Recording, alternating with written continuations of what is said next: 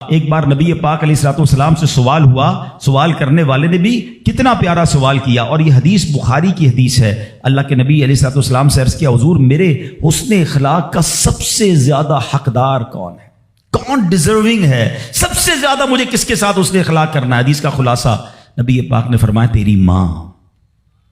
پھر پوچھا حضور اس کے بعد سیکنڈ؟ فرمایا تیری ماں۔ کہا حضور اس کے بعد؟ فرمایا تیری ماں۔ 3 بار۔ پھر کہا حضور اس کے بعد؟ فرمایا تیرا والد۔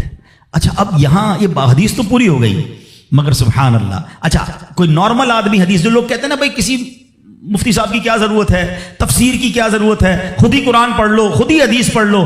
آج کے دور میں کوئی نارمل آدمی حدیث پڑھے تو خدا نہ خواستہ اس کا رزلٹ کیا لے گا؟ چلو بھائی اب والد کو پوچھنا ہی نہیں ہے، 3 بار ماں کا فرمایا نبی پاک نے، ماں کی خدمت کرو، ابا کو ڈالو سائڈ پہ۔ نہیں، اب اس کی انٹرپریٹیشن پڑھنا ضروری ہوگی، اب اس کی تفسیر اور اس کی شرح پڑھنا ضروری ہوگی۔ اللہ اکبر، علماء کی شان دیکھیں۔ پہلے تو علماء نے یہ ڈیبیٹ کیا کہ نبی پاک نے 3 بار ماں کیوں کہا، 1 بار والد کیوں کہا؟ کیونکہ اللہ کے نبی کی زبان سے جب بھی جو نکلا وہ حق نکلا، وہ ایسی فضول کوئی بات نہیں ہوتی، ہر بات جو ہے وہ بڑی لاجیکلی، بڑی ڈیٹیلڈ، اور اللہ اکبر وہ اللہ کی طرف سے عطا ہوتی ہے۔ سیدی اعلیٰ حضرت فرماتے ہیں نا، وہ دہن جس کی ہر بات وحی خدا، چشمہ علم و حکمت پہ لاکھوں سلام، وہ زبان جس کو سب کن کی کنجی کہیں، اس کی نافذ حکومت پہ لاکھوں سلام۔ علماء کہتے ہیں 3 بار جو ماں کہا ہے نا، ایسے ہی نہیں کہا۔ ماں کے بچے پر 3 احسان ہیں۔ نمبر 1، ماں بچے کو پہلے 9 ماہ اپنے پیٹ میں پالتی ہے، اس کی جسم میں کتنی تبدیلیاں ہوتی ہیں،